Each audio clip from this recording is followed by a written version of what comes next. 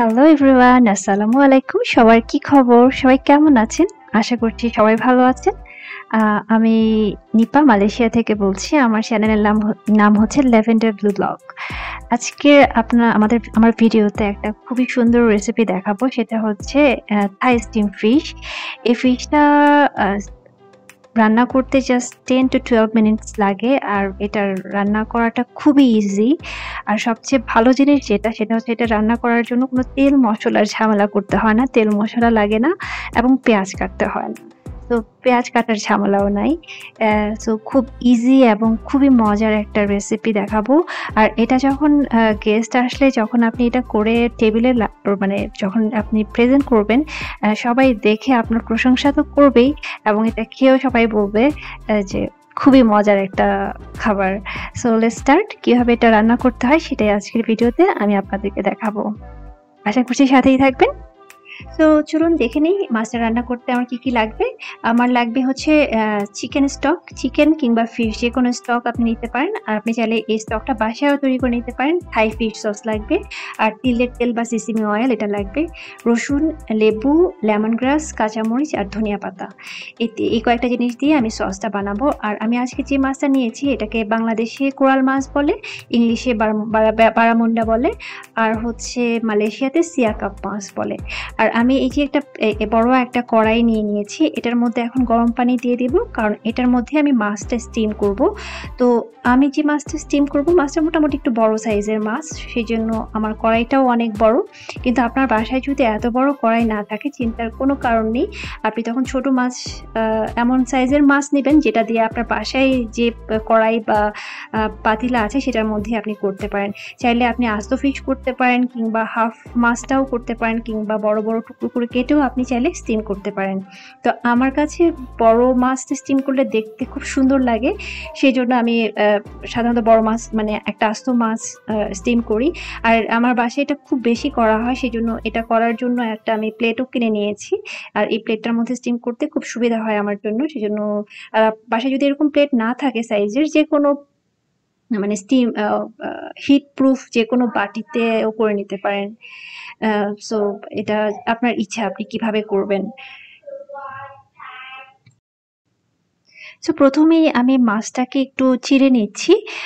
এটার উদ্দেশ্য হচ্ছে যেন মাছটা যখন স্টিম হওয়ার পরে মাছটা মানে প্লেটে তুলে নিতে যেন সুবিধা হয়, সেই জন্য এরকম চিড়ে নিলাম। প্লাস যে সসটা আমি রেডি করবো সেই সসটাও যেন ঠিকমতো মাছের ভিতরে ঢুকে এবং মাছটা তখন খেতে টেস্টি লাগবে যদি এভাবে চিড়ে নেন।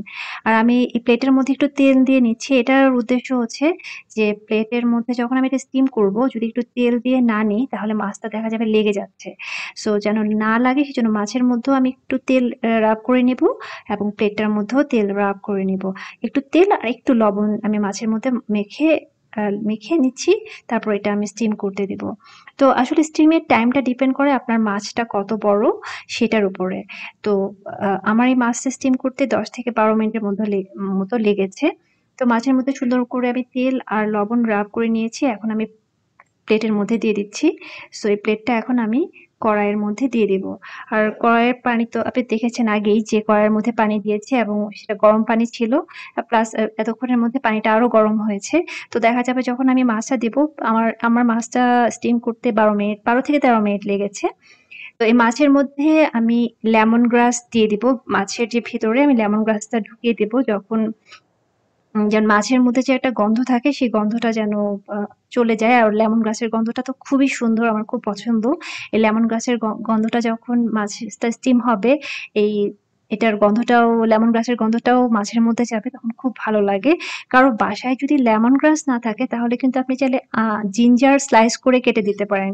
ওই জিঞ্জারের গন্ধটাও কিন্তু খুব সুন্দর একটা স্মেল আসে যখন এটা স্টিম হয় মাছের ভিতর থেকে, তখন মাছের কোনো গন্ধই থাকে না। সো এই ফ্লেভারের জন্য আসলে আমি এই লেমন গ্রাসটা দিয়েছি। আর যদি কারো লেমন গ্রাস না থাকে বাসার মধ্যে এভেইলেবল, চাইলে জিঞ্জারও দিতে পারেন।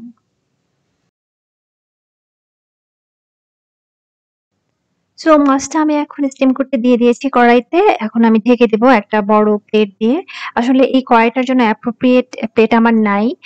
মানে সরি, ঢাকনা আমার বাসায় ছিল না। সো আমার একটা প্লেট আছে, সেটা দিয়ে আমি ঢেকে দিয়েছি। সো প্লিজ এক্সকিউজ মি, কিছু মনে করবেন না কেউ প্লেটটার ঢাকনাটা দেখে যে এরকম সাদা ঢাকনা। এনিওয়ে, সো আমি চুলার আঁচটা মিডিয়াম টু হাই এই আঁচে রেখেছি। মানে খুব বেশি হাইতেও রাখবো না, আবার খুব বেশি লোতেও না। জাস্ট মিডিয়াম রাখলেই হয়ে যাবে। তো এখন আমি এই মাছটা হতে দিয়ে আমি সসটা রেডি করে নেব। আসলে পুরো রান্না করতে জাস্ট 10 to 12 মিনিটস লাগে পুরো রান্নার প্রসেসে। কারণ আমি জাস্ট ফিশটা স্টিম করতে দিয়ে এখন আমি সসটা রেডি করে নেব। তো সসটা রেডি করার জন্য ১ম এই লাগবে হচ্ছে আমার রসুন কেটে নিতে হবে। এটাতে এই স্টিম ফিশটাতে প্রচুর রসুন লাগে। তো আমি একটা বড় আস্ত রসুন নিয়েছি। আমার এই মাছের সাইজ অনুযায়ী আমার একটা রসুন লাগবে। তো এই রসুনটা আমি কুচি, কুচি করে কেটে নেব। তো রসুন কাটার পরে এই যে কুচি, কুচি করে কেটে নিচ্ছি। রসুন কাটার পরে আমি এই বাটিতে তুলে নিব। রসুন কাটার সাথে, সাথে আরো কিছু জিনিস কাটতে হবে, সেটা হচ্ছে মরিচ আর ধনিয়া পাতা। এই ৩ টা জিনিস আমি কুচি, কুচি করে কেটে বাটিতে তুলে নেব।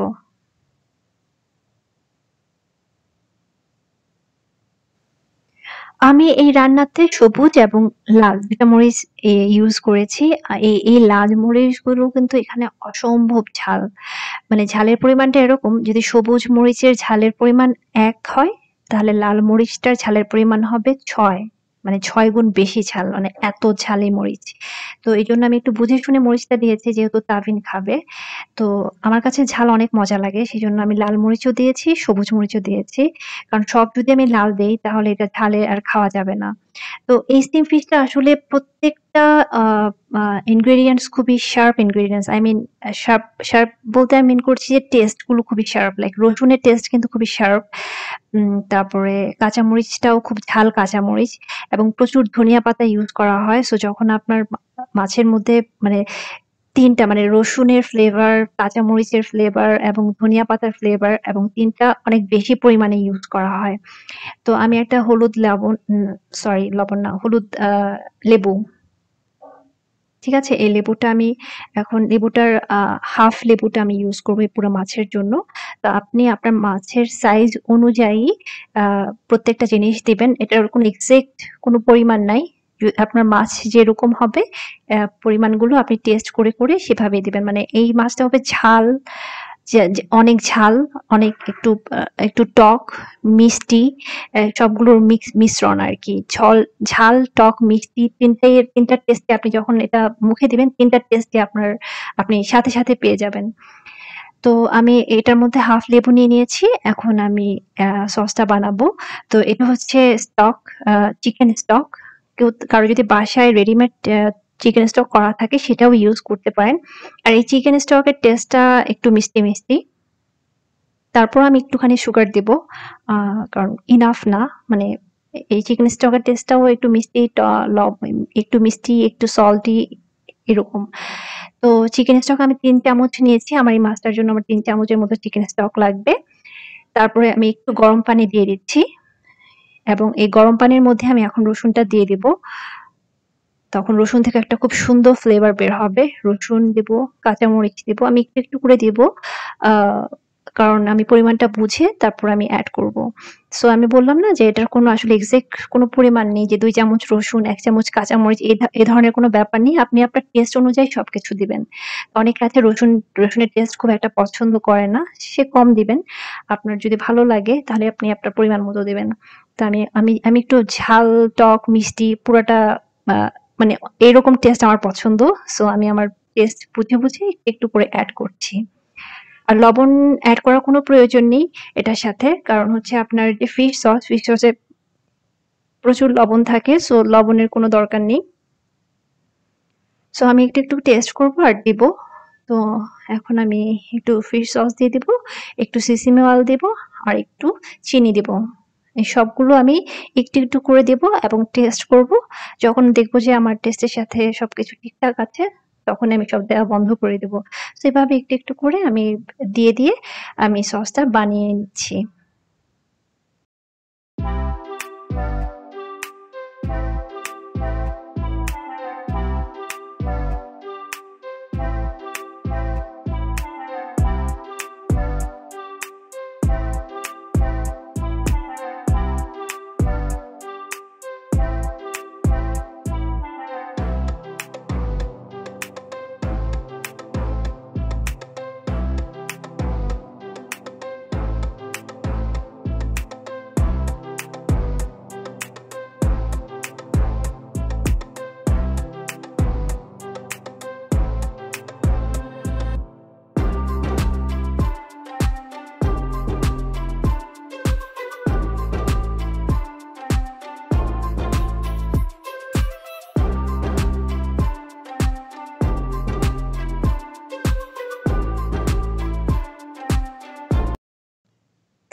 সো সস রেডি করা অলমোস্ট শেষ। একটু ধনিয়া পাতাও আমি এটার মধ্যে দিয়ে দিয়েছি। আর বাকি কিছু ধনিয়া পাতা রেখে দিয়েছি। ওইটা হচ্ছে আমি মাছের উপরে সবার লাস্টে দিব। তো সস রেডি করা আমার শেষ। এখন আমি চেক করছি আমার মাছটা হয়েছে কিনা। তো মাছটা আপনার প্রপারলি সিদ্ধ স্টিম হয়েছে কিনা এটা বোঝার একটা উপায় আছে। সেটা হচ্ছে আপনি এই কাঁটা চামচ দিয়ে একটু নেড়ে দেখবেন, মানে একটু সরিয়ে দেখবেন যে ঠিকমতো এটা স্টিম হয়েছে কিনা। তাহলে আপনি বুঝবেন। যদি মাংসর সাথে মানে মাছের কাঁটার সাথে মাংসটা লেগে থাকে একদম অনেক শক্ত হয়ে, তার মানে এটা এখনো স্টিম হয়নি, আরো স্টিম হবে। আর যদি দেখেন আপনি কাঁটা চামচ দিয়ে যখন ছড়াচ্ছেন মাংসটা খুব সুন্দর করে উঠে আসছে, তার মানে এটা প্রপারলি স্টিম হয়েছে। তো এখন আমি কড়াইয়ের উপর রেখেই সসটা পুরো মাছের মধ্যে দিয়ে দিব। সুন্দর করে চারোপাশে মাছের মধ্যে আমি সসটা দিয়ে একটু ডেকোরেশন করে তারপর আমি টেবিলে সার্ভ করব। সো মানে খুবই ইজি এটা রান্না। যারা একদম রান্না পারে না, কিছুই পারে না, তারাও চাইলে খুব ইজিলি এটা রান্না করতে পারবে। জাস্ট মাছটাকে স্টিম করতে দেবে আর সসটা রেডি করে নেবে, দ্যাটস ইট। So easy.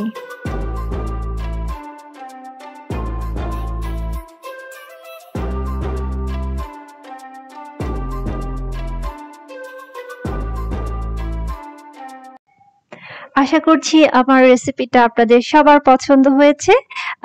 আপনারা বাসায় ট্রাই করে দেখতে পারেন। আপনারা বাসায় ট্রাই করলে একমাত্র বুঝতে পারবেন যে এই রান্নাটা কতটা সহজ আর কতটা মজার একটা রেসিপি, এবং কতটা দেখতে তো দেখতেই পাচ্ছেন আসলে দেখতে কতটা গর্জিয়াস।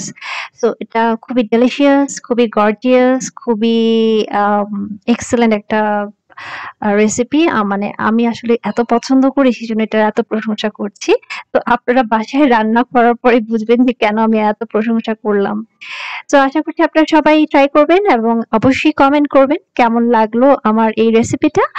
আর একটা কথা সেটা হচ্ছে কাইন্ডলি আমার রেসিপিগুলো কিংবা আমার ভিডিওগুলো যদি আপনাদের ভালো লাগে, কাইন্ডলি আপনার ফ্রেন্ডসদের সাথে শেয়ার করবেন, কমেন্টস করবেন এবং লাইক করবেন যদি আপনাদের ভালো লাগে।